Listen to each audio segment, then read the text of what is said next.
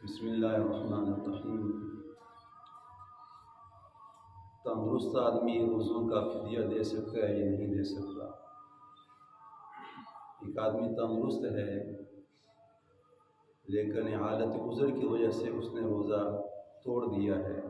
شرعی عذر کی وجہ سے، یعنی بیمار ہے، ڈاکٹر صاحب کے پاس گیا، اس نے تجویز دی ہے کہ آج آپ نے روزہ افطار کرنا ہے، کوئی دوائی وغیرہ لی ہے یا کوئی اور ایسا مسئلہ آ چکا ہے جو شرعی عذر کی وجہ سے اس نے روزہ توڑ دیا ہے، تو فقہا فرماتے ہیں کہ وہ روزے کا فدیہ ادا نہیں کر سکتا، یعنی بعد میں اس روزے کی قضا رکھے گا، یہ اس کے لیے مسئلہ ہے۔ لیکن ایک ایسا مریض ہے کہ اب اس کو ایسی ڈاکٹر صاحب نے دوائی دی ہے کہ جب تک آپ کی زندگی ہے، 40 سال ہے، 60 سال ہے، جب تک آپ کی زندگی ہے آپ نے اس دوا کا استعمال کرنا ہے، اگر آپ اس دعا کا استعمال نہیں کریں گے تو آپ کے لیے یہ مرض بڑھ جائے گا اور مر جانے کا بھی خدشہ ہے، یا ڈاکٹر صاحب کی تجویز کے مطابق اس نے ایسی دوا تجویز کر لی ہے کہ یہ آپ نے جب تک آپ کی زندگی باقی ہے آپ نے اس دوائی کو استعمال کرنا ہے، اگر آپ دوائی کا استعمال نہیں کریں گے تو مرض بڑھ جانے کا خوف اور خدشہ ہے۔ تو فقہا فرماتے ہیں کہ ایسا مریض آدمی روزے کا فدیہ ادا کر سکتا ہے، اس لیے کہ ڈاکٹر صاحب نے اس کو یہ مشورہ دیا ہے، یہ پہلا مسئلہ ہے۔ اور دوسرا یہ ہے کہ ایسے شیخ فانی یعنی بوڑھا ہے کہ اب اس کی اعضاء کام کرنا چھوڑ دی، یعنی 60 سال ہے، 70 سال ہے، ایسا لاغر پانا آ چکا ہے یا بیماری کی شدت بڑھ چکی ہے، یا ایسے مریض ہے یا ایسا بوڑھا ہے کہ اب اس کو صحت لٹانے کی ضرورت نہیں ہے، اس لیے کہ اب بوڑھا بندہ جوان نہیں ہو سکتا، ایک بندہ کمزور ہو چکا ہے، 60 سال 70 سال کا ہو چکا ہے، اب اس کی اعضاء کام کرنا چھوڑ دیے ہیں، اگر وہ روزہ رکھ رہا ہے تو بڑھاپے کا غلبہ ہے، نفیف ناتوان کمزور ہے، تو فقہا فرماتے ہیں کہ ایسے بوڑھے شیخ فانی کے لیے روزے کا فدیہ جائز ہے۔ اب روزے کی فدیے کی مقدار کیا ہے تو فقہا فرماتے ہیں کہ جتنا صدقۃ الفطر ہے، یعنی جو ہم عید کے موقع پہ یا رمضان میں صدقۃ الفطر ادا کرتے ہیں، یعنی 2.25 سیر یا 2 سیر غلے کے حساب سے وہ فدیے کی رقم ادا کرے گا، یہ چاہے مرد ہے یا چاہے عورت ہے، لیکن یہ وہ ہے جو ایسا مرض ہے کہ بعد میں بڑھ جانے کا خوف ہے، یہ ایسا بوڑھا ہے کہ جس کو اب واپس صحت آنے کی امید نہیں رہی ہے۔ اب دوسرا مسئلہ ہے کہ اب ایک بندہ ہے بغیر شرعی عذر کے اس نے روزہ توڑ ڈالا، یعنی اب 14-16 گھنٹے کا روزہ ہے، تھوڑی سی بھوک لگی اس نے روزہ توڑ دیا، پیاس لگی روزہ اس نے توڑ دیا، یا آپس میں میاں بیوی نے مجامعت اختیار کر لی اس نے روزہ توڑ دیا، تو فقہا فرماتے ہیں کہ وہ فدیہ ادا نہیں کرے گا، وہ کفارے کے روزے رکھے گا۔ فدیے کا مسئلہ علیحدہ ہے، کفارے کا مسئلہ علیحدہ ہے۔ اب جس نے جان بوجھ کے روزہ توڑ دیا، جان بوجھ کے روزے توڑنے سے مراد یہ ہے کہ ایک بندے نے ویسے روزہ رکھا ہے، تھوڑی سی بھوک لگی اس نے روزہ توڑ دیا، تو یہ جان بوجھ کے روزہ توڑنا ہے۔ پیاس لگی اس نے روزہ توڑ دیا،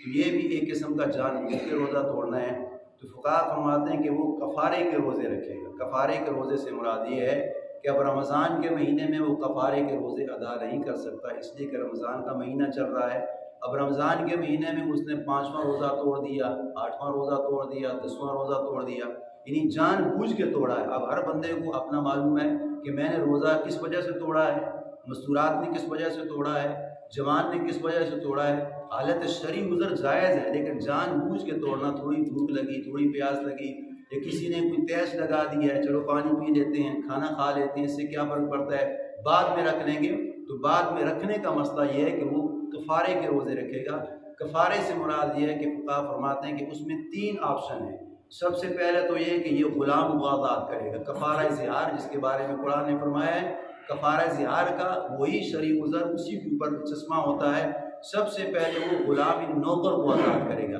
لیکن چونکہ آج کل وہ زمانہ نہیں ہے، غلام کو آزاد کرنے کا مواقع نہیں ہے، تو فقہا فرماتے ہیں کہ پہلا آپشن یہ ہے کہ غلام آزاد کرے، اگر یہ نہ ہو سکے تو پھر 60 دن کے متواتر روزے رکھے گا۔ یہ سزا کس کو مل رہی ہے؟ جس نے جان بوجھ کے بغیر شرعی عذر کے روزہ توڑ ڈالا ہے، وہ پے در پہ 60 دن کے 2 ماہ کے روزے متواتر رکھے گا۔ اب پے در پہ کا یہ لفظ متوالی کا لفظ آیا ہے، یہ بات ذہن نشین کر رہے ہیں، یہ اس افراد کے لیے، اس عورت کے لیے جس نے جان بوجھ کے روزہ توڑا ہے، تو وہ اس مہینے کے بعد 2 مہینے لگاتار روزے رکھے گا، چاہے شوال میں رکھے، چاہے ذیقعدہ میں رکھے، چاہے ذی الحجہ میں رکھے، چاہے محرم میں رکھے، سفر میں رکھے، ربیع الاول میں رکھے، ربیع الثانی میں رکھے، جمادی الاول میں رکھے، جمادی الثانی میں رکھے، رجب میں رکھے، شعبان میں رکھے، یعنی 11 مہینے میں جب بھی وہ روزے رکھے گا تو 2 مہینے لگاتار پے در پے متوالی روزے رکھے گا۔ اب مثال کے طور پہ ایک بندہ قضا کفارے کے روزے رکھ رہا ہے، اب اس نے 25 روزے بالکل ٹھیک رکھے، ایک روزے سے لے کے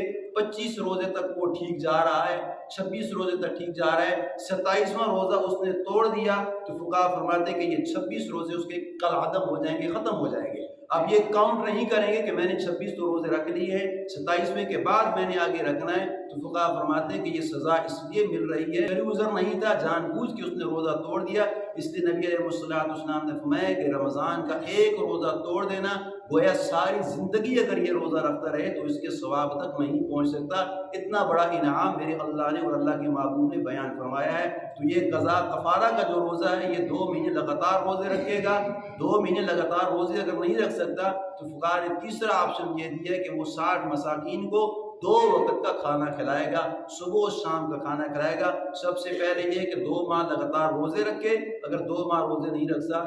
رکھ سکتا تو 60 مساکین کو یہ کھانا کھلائے گا۔ اور تیسرا مسئلہ یہ ہے کہ اب یعنی ایک بندہ ہے وہ روزہ نہیں رکھ سکا، یہ 2 چیزیں ایسی ہیں کہ اس کا کفارہ، اس کا فدیہ کوئی دوسرا نہیں دے سکتا۔ مثال کے طور پہ اگر میں نے نماز نہیں پڑھی ہے یا میں نے روزہ نہیں رکھا ہے تو میں کہتا ہوں کہ میری جگہ میرا بیٹا جوان ہے وہ روزہ رکھ لے، تو فقہا فرماتے ہیں کہ جس طرح نماز پڑھنا اپنے نفس کے لیے فرض ہے، اس طرح روزہ رکھنا بھی اپنے نفس کے لیے فرض ہے۔ میرا روزے کی قضا میرا بیٹا، میری بیوی، میرا ماں، میرے باپ ادا نہیں کر سکتا، اسی طرح نماز کی جو قضا ہے وہ میرا بیٹا، بیوی، ماں باپ نہیں ادا سکتا۔ یہ 2 چیزیں ایسی ہیں کہ یہ خود ہی اس نے توڑے ہیں، خود ہی رکھے گا۔ اور اگر نبی علیہ السلام نے فرمایا کہ ایک شخص ہے اس نے قضا کے طور پہ، کفارے کے طور پہ روزے نہیں رکھے، یہ فدیہ ادا نہیں کر سکا، تو فقہا فرماتے ہیں کہ وہ مرنے سے پہلے اپنی اولاد کو وصیت کر دے کہ میرے اوپر 4 روزوں کا فدیہ ہے، 10 روزوں کا فدیہ ہے، یہ فدیہ ادا کرے گا تب یہ بری الذمہ ہوگا۔